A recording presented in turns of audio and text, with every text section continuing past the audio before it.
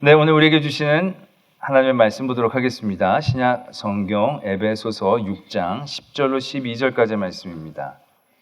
제가 가지고 있는 성경, 신약 성경 317면에 있는 에베소서 6장 10절로 12절까지의 말씀입니다.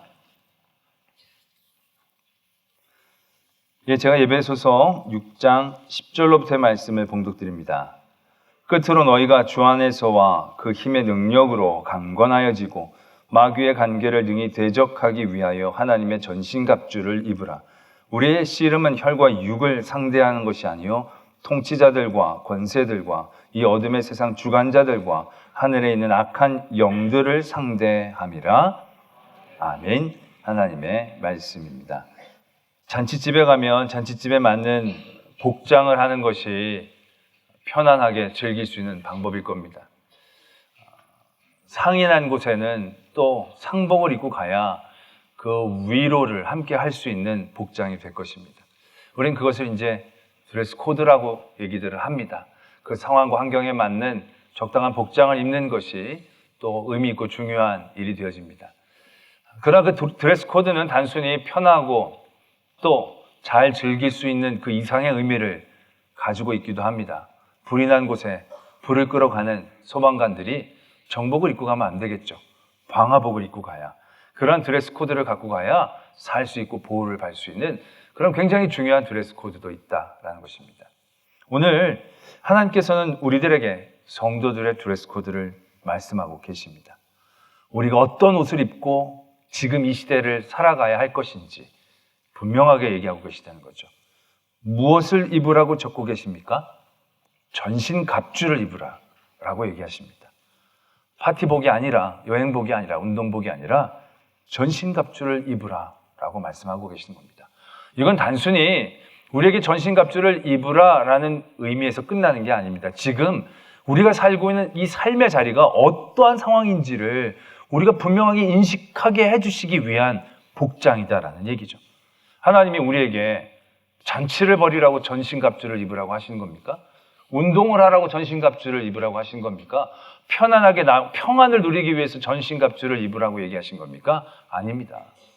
전신갑주를 우리에게 입으라고 하시는 이유는 우리가 사는 이 삶의 자리가 전시다라는 것을 우리가 인식하게 하시는 뜻이다라는 것입니다. 여러분들은 오늘 어떤 드레스 코드로 교회 나오셨습니까? 여러분들은 어떤 마음가짐으로 오늘 예배를 드리고 계십니까? 많은 분들이 교회를 배로 비유하자면 방주로 비유를 합니다. 방주로 비유한다는 것은 무슨 의미를 갖고 있습니까? 절체절명의 순간 가운데 있다는 걸 의미하는 겁니다.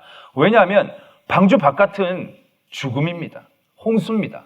살 길이 없는 것을 의미하는 겁니다. 이 안에 들어와야만 사는 거고, 이 안에 어떻게든 버티고 있어야만 우리가 존재할 수 있는 의미들을 갖고 있다는 거죠. 그러니까 방주라는 것은 굉장히 크고 좋은 안락한 그런 의미가 아닙니다.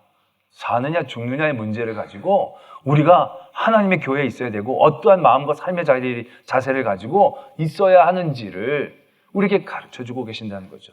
그래서 많은 목사님들은 교회를 항공모함이라고 얘기하기를 좋아하십니다. 많은 이들은 근데 교회를 배로 비유하자면 크루즈로 생각하고 오신다는 거죠.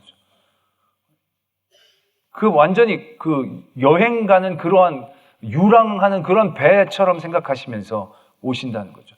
여러분도 오늘 교회를 어떤 생각을 갖고 오셨습니까? 말씀을 듣고 은혜를 받고, 그죠?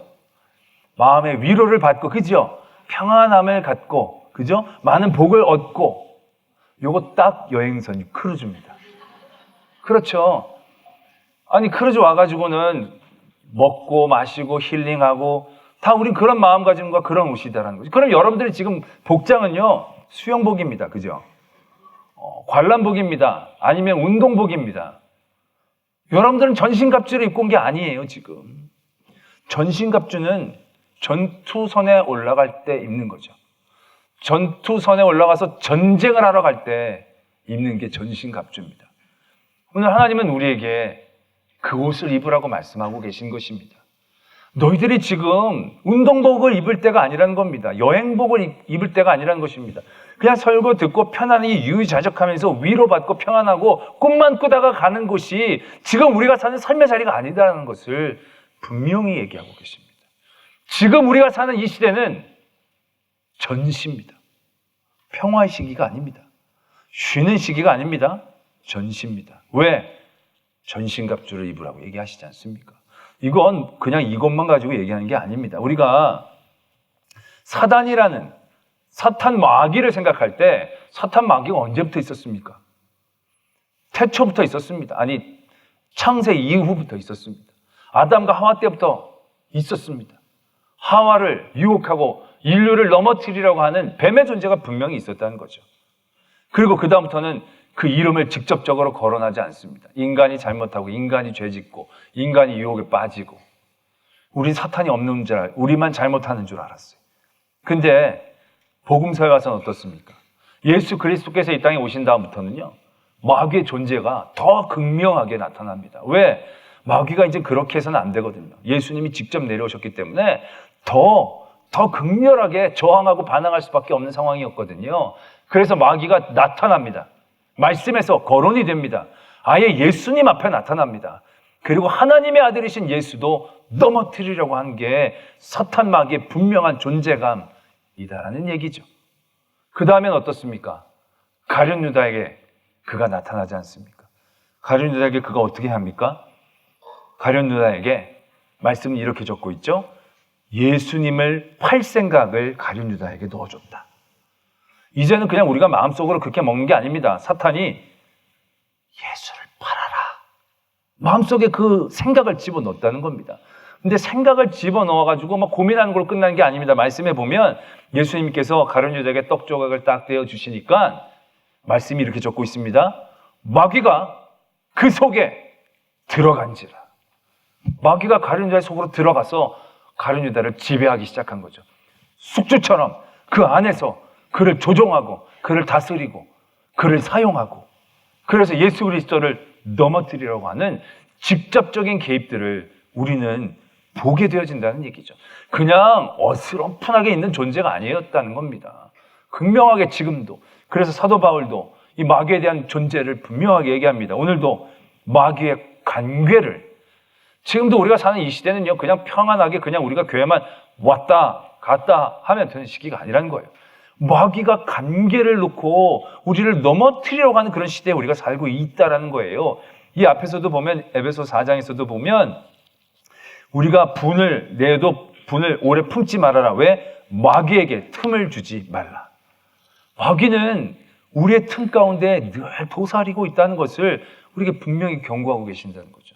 이건 우리들 주변뿐만이 아닙니다. 사도 바울도 인정했습니다. 사도 바울도 내게 육체의 가시 곧 사탄의 사자를 주셨으니 그가 육체의 질병을 가지고 사탄이 그를 얼마나 밀가부르듯이 까부리려고 했던 시도들을 그는 분명히 인지하고 있었다는 거죠.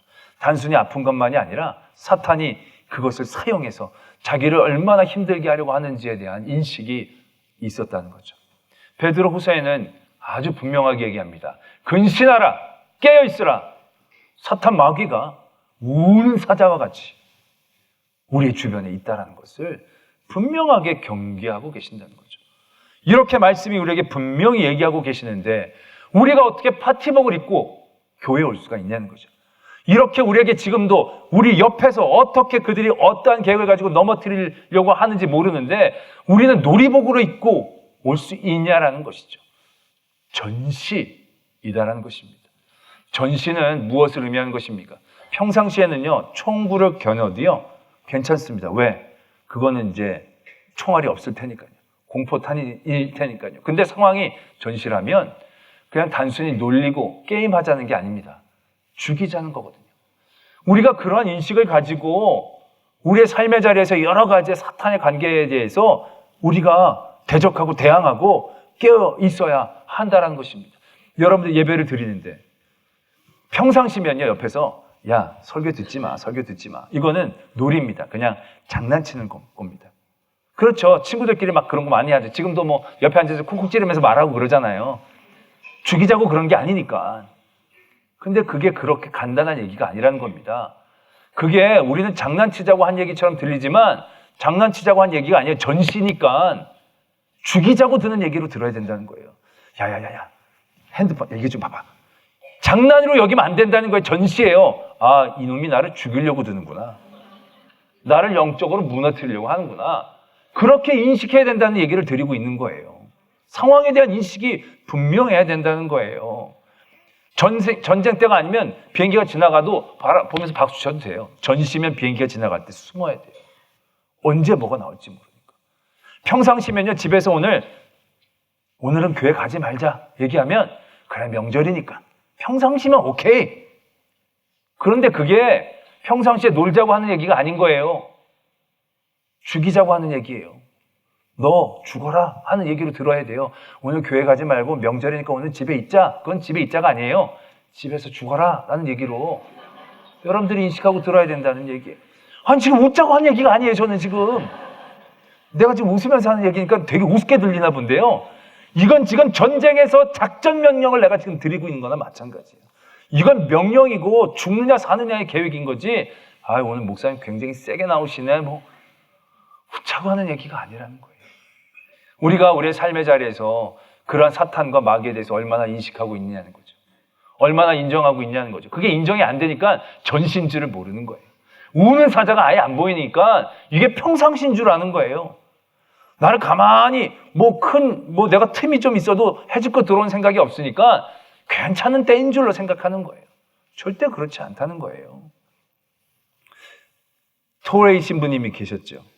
성공의 신부님인데 우리나라에서 영성 훈련을 참 많이 했던 그런 분이신데 이분이 이런 글을 하나 남기셨어요. 글이 많은데 그중에 사탄의 지령이라는 제목의 글이에요. 길지 않아요. 근데 이게 뭐냐면 사탄의 대장이 한국 지부장에게 편지를 보내는 그런 형식으로 글을 쓰신 거예요. 근데 그 글에 굉장히 영적인 우리에게 주는 경고와 통찰력이 있는 것을 발견하게 됩니다. 그러니까 대장이 한국 지부장에게 얘기를 하는 거예요. 그러면서 이제 한국을 무너뜨려야 되는데 그 단계를 잘 설정해야 된다. 첫 번째, 박해는 참 어리석은 짓이다. 왜냐하면 역사상 박해를 해가지고 사라진 적은 없다. 오히려 막 더 열심히 믿고 더 깊이 믿는 일들만 있었으니까 그건 아무 때나 사용하는 게 아니다. 박해하지 말아라고. 두 번째 단계가 있는데 그게 뭐냐면 면역화 단계라는 겁니다. 면역화. 이게 왜 면역하냐 하면요. 이제 이건 사탄이 이제 쓰는 글이기 때문에 믿음을 병이라고 본 거예요. 그러니까 아주 잘 믿는 건 깊은 병이 든 걸 의미하는 거죠. 그러니까 면역이라는 것은 이런 의미인 거예요. 우리가 감기도 면역주사, 예방주사 맞잖아요. 근데 그게 그 균을 넣는 거잖아요. 조그만 균을 넣어가지고 깊은 병에 들지 않게 하는 거잖아요. 마찬가지로 그런 방법을 쓰라는 거예요. 사람들 교회 오지 못하게 하는 게 아니라 교회 오라고 그러는 거예요. 그러면서 교회 오면 칭찬을 많이 하라는 거예요. 교회 온 것으로 다 된 것처럼 막 격려하라는 거예요. 그리고 빨리 보내라는 거예요. 절대로 오지 못하게 막 그렇게 성경 읽지 못하게 하고 막 하지 말라는 거예요. 핍박하지 말고 성경을 막 읽으라고 그러는 거예요. 그래서 성경을 많이 읽으면 상도 주라는 거예요. 말하자면. 그런데 성경을 읽기만 하지 깊이 생각하지 못하게, 깊은 병에 못 들게 살짝만 믿어도 되는 것처럼 사람들을 만들어 버려라 라는 거예요. 이게 얼마나 효과적인지. 그래서 사람들이 그걸 잘 안 들으면 그 틀을 만들라는 거예요. 광신적이다. 너무 미친 듯이 믿는다. 그렇게까지 믿지 않아도 된다. 너무 정상적이지 않다. 너무 전통적이지 않다. 신학적이지 않다. 그런 말들을 통해서 사람들이 믿기는 믿되 그 병에 살짝 걸리기는 걸리되 깊은 병에 들어가지 못하도록 면역화시키라 라는 것입니다. 이거 굉장히 치명적인 얘기죠. 우리도 보면 그렇지 않습니까? 우리 그 젊은이들도 직장 가서 처음에 열심히 믿어보겠다고 저 술 안 마십니다. 딱 그러면 제일 위험한 사람들이 누군지 아세요? 마셔도 돼. 나도 집사야. 마셔도 돼. 나도 처음엔 그랬는데 그럴 필요 없더라고. 마셔도 돼. 그렇게 깊게 별나게 안 믿어도 돼. 별나게 하는 거 안 좋아하실 수 있어. 다른 사람들이 싫어하는 거 부담되지 않겠어? 이 정도만 해도 훌륭해. 딱 깊이 더 하나님을 믿고 알아가려고 하는 데까지 나아가지 못하게 한다는 거예요. 이런 경우도 있어요. 처음 예수님 믿고 그 기쁨으로 막 새벽 기도도 나오고 저녁 기도도 나오고 막 봉사도 열심히 하려고 그러면 구역장님이 그렇게 열심히 하지 마. 뜯어 말린다는 거예요. 그러다 나중에 병나? 그러다 나중에 더 넘어져? 뭐 이런 식으로 붙잡는다라고 하는 교회가 있었다라고 얘기하는 걸 들었습니다. 우리 교회 얘기 아니고요. 그렇다는 거예요. 다들 면역 살짝만 아픈 거예요. 지금 사탄이 보기에 깊게 아프지 않게 그렇게만 만들어 놓은 거라는 거예요. 그러고 나서 세 번째는 우리가 잘 아는 타락화, 세속하는 거죠. 절대 못 모이게, 못 만나게 하지 말고 또 막 모이게 하되 많이 모인 걸 기쁘게 만들라는 거예요. 그리고 성도들에게 돈도 좀 많이 주라는 거예요. 그래서 돈을 많이 벌어서 나는 이제 복 받았고 하나님에게 인정받았다고 생각하라는 거예요. 그리고 앞으로 돈 많이 벌면 내가 잘 믿고 있는 것처럼 생각하게 만들라는 거예요. 모든 가치의 기준이 세상 것과 거의 비슷하게 만들어 가라는 거예요. 그래서 교인들 중에서 정치인들도 만들어 놓으라는 거예요. 그래서 그 사람들이 당선도 되고 그래가지고 그 사람들이 교회가 하는 일들을 잘 돕게 만들라는 거예요.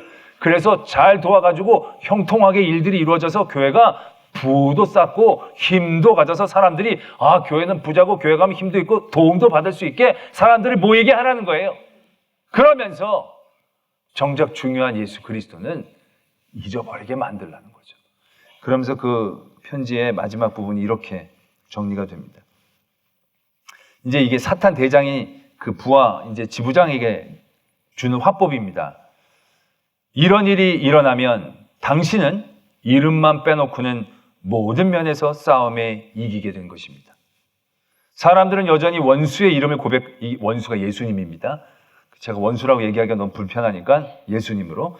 사람들은 여전히 예수의 이름을 고백하겠지만 그들은 고위층으로부터 완전히 타락하게 되어 하위층도 면역이 되게 됨으로써 마침내는 예수의 군대가 거의 완전히 무력하게 붕괴될 것입니다. 덧붙여 말하자면 비록 지금 우리는 몇 년쯤 경과한 후에 이를 얘기하고 있는 것이지만 그때 당신은 당신의 전략 1호인 박해를 사용할 수 있음을 명심하십시오. 그러나 그때는 비기독교인에 의해서가 아니라 열심인자들에 대한 야가 빠지고 불순한 크리스찬들에 의한 박해입니다. 왜냐하면 비기독교인들에 의한 박해는 교회를 강하게 만드는 경향이 있는 반면 일종의 크리스찬이라고 자처하는 무리들의 다른 열심 있는 자들에 대한 박해는 종종 매우 효과적일 수가 있는 것입니다. 라고 그 글이 적고 있는 것을 보게 됩니다. 무엇을 의미합니까? 그 모든 이 세상의 환경과 상황의 변화들, 거기에서 사단의 이름은 절대 거론되지 않습니다. 인식되어지지 않습니다. 그래서 사람들은 사탄이 한 것이고 사탄이 계획해서 진행한 일이라고 생각하지 않습니다. 그냥 세상이 바뀌었고 이제 우리의 인식과 가치관도 이제 이 세상의 변화에 따라 바꾸어져야 되지 않겠는가라는 생각들로 우리를 몰아가기 시작한다는 겁니다. 근데 이건 세상이 바뀌었고 변화한 것을 의미하는 게 아니라 사단이 계획하고 사단이 진행시켰다는 것에 대한 우리들의 분명한 인식이 있어야 한다는 것을 우리에게 역설적으로 가르쳐주시는 아주 귀한 그러한 글이다라는 생각들을 해보게 됩니다. 그렇죠. 우리가 지금 다른 사람들도 다 그렇게 해. 우리는 그렇게 얘기합니다. 사탄이 얘기했다고 생각하지 않습니다. 모든 사람들은 그렇게 해도 된대. 사탄이 얘기했다고 생각하지 않습니다. 세상이 그것을 괜찮다 얘기하면 우리는 사탄이 우리 귀에 대고 괜찮다 한 것으로 듣지 않고 정말로 괜찮은 줄로 생각하고 있다는 것입니다. 이것이 사탄과 마귀의 존재들에 대하여 우리가 인식하지 않고 인정하지 않고 깨어있지 않은 것에 대하여 우리가 겪게 되는 심각한 위기이라는 거죠. 전시인데 전시인 줄 모르는 거예요. 나를 공격하는 건데 공격인 줄 모르는 거예요. 나를 죽이는 건데 나를 죽이려고 한 것이라 아니라고 생각하는 거예요. 나를 무너뜨리려고 한 것인데 나를 도와주고 있는 것이라고 생각하고 인식하고 있다는 거예요. 왜? 사탄에 대한 분명한 인식이 없으니까. 사탄의 관계에 대한 분명한 경계심이 없고 우리의 삶의 자리에 대한 전시라는 깨달음이 우리에게 너무 없으니까. 우린 그냥 무기력하고 나태하고 그리고 어리석게 행동하게 되어지는 것을 발견하게 된다는 것이죠. 할렐루야. 때문에 우리는요, 우리의 삶의 자리에 있는 모든 그러한 일들, 속삭임들, 예수 그리스도를 팔까? 안 갈까? 뭐 할까? 그럼 그거를 고민이라고 생각하시면 안 돼요, 여러분들. 내 안에 또 다른 내가 왜 이렇게 많어? 그러면서 생각해서는 안 되는 거예요. 또 다른 내가 아니라 사단이에요. 마귀예요. 목사님이 설교하면서 사탄이고 마귀라고 그러면 없어 보이지 않습니까? 내가 좀? 별로 안 고상해 보이지 않습니까? 그런 거 많이 얘기하시는 분들은 부흥사지, 목사님 그런 스타일이 아닌 줄 알았는데 왜 그러실까? 그런 생각 안 갖지 않습니까? 그거 사탄입니다. 마귀 사탄 얘기하지 않는 목사는요, 목사 아닙니다. 마귀 사탄 얘기하지 않는 교인들은요, 교인 아닙니다. 왜요? 말씀에 분명히 있다라고 얘기하는데, 지금도 우리의 삶에 있는데 왜 있는 걸 없다라고 부정하고 애써 외면하고 그래서 나의 삶이 평안하다라고 인식하려고 하시냐 말이죠. 아니다라는 겁니다. 전시로 우리는 인식해야 합니다. 그래서 우리의 모든 삶의 자리들을 전시로 이해하고 인식하고 거기에 깨어 있어야 합니다. 근데 그런 가운데 우리가 또 조심해야 될 게 있습니다. 그러면 이런 분들이 많이 생기죠. 다 뭐 좀 아이한테 교회 좀 가라고 오늘 교회 일찍 가 그랬더니 갑자기 눈을 부라리면서 왜 자꾸 나하고만 나한테만 그래 막 이러면 어떤 생각이 들어요? 사탄이구나, 마귀구나. 얘가 안 그랬는데 마귀가 쏙 들어가지고 마귀구나. 그럼 마귀가 규정되면 어떻게 됩니까? 그 때를 잡아야 되거든요. 반 죽여놔야 되거든요. 이제 이런 구도가 생기는 거죠. 그러니까 나를 대적하고 나를 힘들게 하면 우리가 다 이제 마귀에 대해서 너무 인식이 많은 분들은 다 마귀인 거예요. 자기한테 조금만 잘못하면 저거 마귀가 들어갔다고. 나를 조금만 힐끗 쳐다보면 저거 마귀가 저 눈에 들어갔다고 그러고, 말 좀 얘기하면 저 입이 저 마귀가 저거 입이라고. 다 마귀로 규정하는 경우들이 있는 거예요. 전시로 깨어 있어야 되는 건 맞지만 우리가 굉장히 중요해야 될 게 있어요. 몇 년 전부터 이게 회자가 돼서 논쟁이 됐던 사건 하나가 있습니다. 이야기 하나가 있습니다. 뭐냐면 앨리스 베일리라는 여인에 대한 얘기인데, 이 여자가 어떤 여자냐면, 그러니까 그 뉴에이지 운동을 이제 시작한 어떠한 그 부류에 있던 사람입니다. 신지학회라고 하면서 뭐 그게 학회장을 뭐 했다고. 근데 이분이 원래는 기독교인이었는데 이제 넘어와가지고 그런 명상, 도 이런 쪽으로 이제 빠진 겁니다. 근데 이 여인이 악한 영에게서 계시를 받아서 가정과 교회와 국가를 무너뜨리는 10가지 전략이라는 글을 65년 전에 썼다는 거예요. 이 사람이 진짜 악한 영으로 받아서 그 10가지 전략을 받아 적었다는 거예요. 근데 그래서 그것들로 이제 여태까지 끌고 왔다는 거예요. 근데 10가지가 뭐냐면 65년 전 얘기라는 겁니다. 근데 교육 시스템으로부터 하나님과 기도를 제거하라. 두 번째, 아동들에 대한 부모의 권위를 축소시켜라. 세 번째, 기독교적 가정구조를 파괴해라. 네 번째, 성적인 문란의 사회를 만들라. 낙태를 합법화하고 용이하게 하라. 다섯 번째, 이혼을 쉽게 만들고 합법화하라. 평생 결혼의 개념으로부터 사람들을 해방시켜라.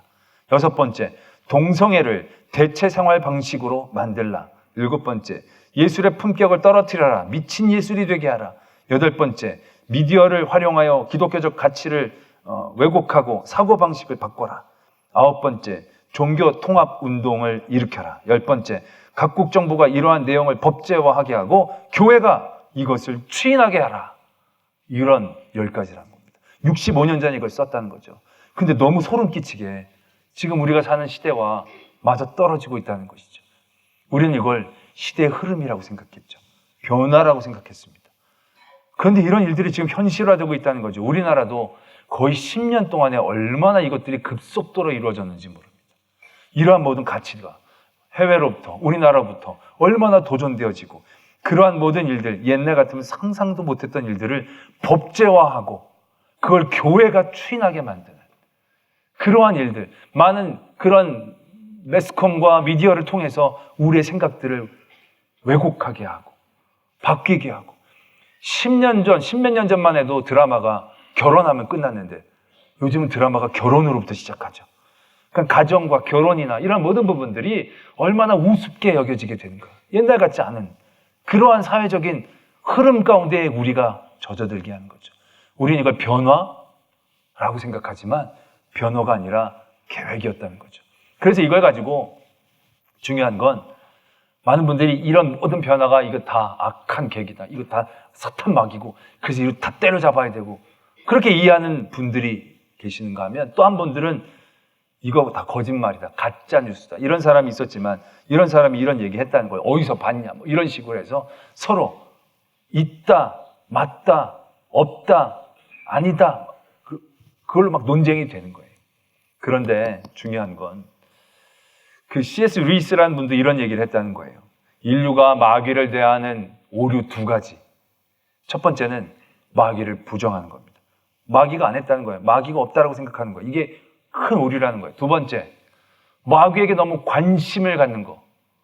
이것도 오류라는 거예요. 이게 무슨 얘기냐면 마귀에게 관심을 갖고 마귀에게 너무 집중하다 보면 마귀의 그 지혜와 능력에 대해서 우리가 너무 압도되기 쉬운 거죠. 두려울 수밖에 없는 겁니다. 그리고 마귀로 모든 것들을 규정하게 되면 다 때려잡아야 되는 그러한 인식밖에 되어지지 않는다는 거예요. 근데 마귀는 있어요. 근데 마귀가 있지만 마귀가 그렇게 대단한 건 아니라는 거예요. 가룟 유다가 아까도 보면 마귀가 머리에다 생각을 집어넣고 그 안에 집어가서 막 집어 들어가가지고 다 주장한 거예요. 되게 무섭죠. 야, 그럼 이제 누가 마귀에 대해서 자유로울 수 있을까? 우리는 그런 생각할 수 있습니다. 그리고 되게 마귀가 무섭게 여겨질 겁니다. 근데 그게 마귀 탓이 아닌 거예요. 마귀 때문이 아닌 거예요. 그게 마귀를 변호하자는 게 아니고요. 가룟 유다가 요한복음에 보면 향유를 붓는 여인의 사건 가운데 이렇게 생각을 합니다. 그걸 가난한 사람들에게 나눠주지. 왜 저걸 저렇게 허비하느냐. 근데 그게 가룟 유다가 돈꾀를 맡았던 자이기 때문에 거기서 훔치더라. 그 안에 이미 욕심이 있었던 거예요. 마귀의 문제가 아니에요. 마귀가 악하고 마귀가 강해서 우리를 완전히 들어와서 집중해서 주장한 게 아니에요. 이미 가룟 유다의 마음이 하나님에게서 떠나간 거죠. 이미 가룟 유다의 마음이 예수 그리스도에게서 병들기 시작했다는 거예요. 마귀의 문제가 아니고 우리의 문제이다라는 거예요. 그래서 오늘 말씀에도 보면 우리가 전신갑주를 입는데 그것에 대한 전제 조건이 뭐냐? 우리가 갑주를 입어가지고 갑주를 덕보는 게 아니에요. 우리가 강건해지는 것을 의미하는 거예요. 마귀는 분명히 있어서 우리를 호시탐탐 놀리지만 그 마귀가 나를 노릴 때 내가 두려워야 될 건 마귀가 아닌 거예요. 마귀는 강하지만 나를 어쩔 수 없어요. 마귀는 지혜롭지만 나를 완벽하게 주장할 수는 없어요. 내가 하나님께 있다면, 내가 하나님께 집중하고 건강하다면. 그래서 예수님도 마귀의 시험 가운데 어떻게 이기십니까? 딴 걸로 이긴 게 아니에요. 하나님의 말씀만을 가지고 이기는 거죠. 마귀가 밖에서 막 공격하고 휘둘르는데도 하나님께 집중한 거예요. 마귀를 어떻게 이길까? 어떻게 마귀를 무찌를까가 아니라 어떻게 하나님을 더 붙잡을까? 어떻게 하나님께 더 간절히 나아갈까? 그게 예수님이 마귀를 이기셨던 방법이고 그 시험 가운데 우리에게 보여주셨던 모습이었다는 얘기죠. 오늘도 보면 전신갑주를 입은 그 전시에서 마귀를 두려워하는 게 아니에요. 마귀는 있습니다. 있지만 두려워하지 마십시오. 제가 보면 저녁에 가위를 눌린다고 하잖아요. 그러한 청년들에 대한 그러한 면담을 제가 적지 않게 많이 했습니다. 그럼 진짜 너무너무 무섭다니까 밤마다 이렇게 막 누르는 것 같아. 눈 뜨면 위에서 누가 이렇게 그럼 막 그게 벗어나야지 막 근데 막 너무너무 고통스럽다니까 밤마다 너무너무 무섭다는 거예요. 어떤 날을 이렇게 보면 문에 이렇게 뭐가 날 보고 있다는 거예요. 그래서 그 밖에 사람을 불러서 또 근데 그게 소리가 안 나면서 너무너무 아프고 힘들다는 거예요. 그래서 내가 진짜 무섭겠다. 또 진짜 무섭다는 밤이 너무 고통스럽다는. 그래서 제가 그랬어요. 인정하라고 그냥 받아들이라고. 그리고 그 무서워하지 말라고. 그 문에서 누가 쳐다보면 부를 생각하지 말라고. 불러봐야 소용없고 안 불러도 크게 뭐라고 안 하니까 보고 계세요. 그러고 그냥 있으라고.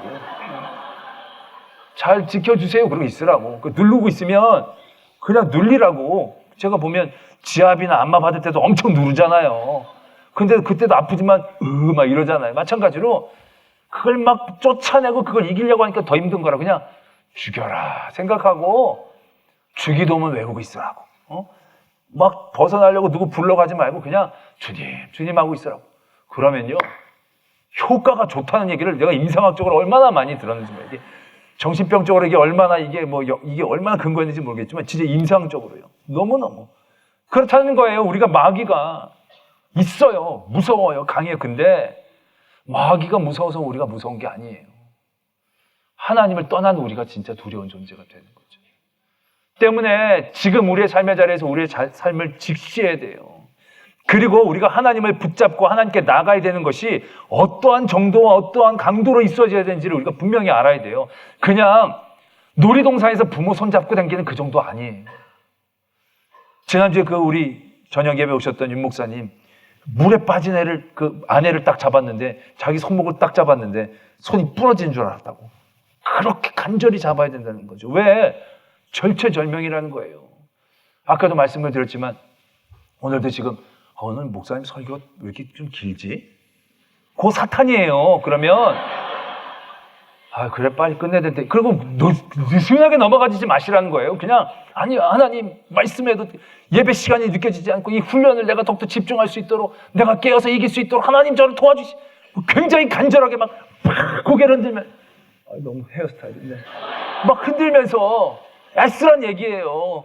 내가 또 웃으면서 얘기하니까 여러분 우습게 들리나 본데. 할렐루야. 지금 평화롭게 삽니다 우리가. 그렇다고 평시 아닙니다.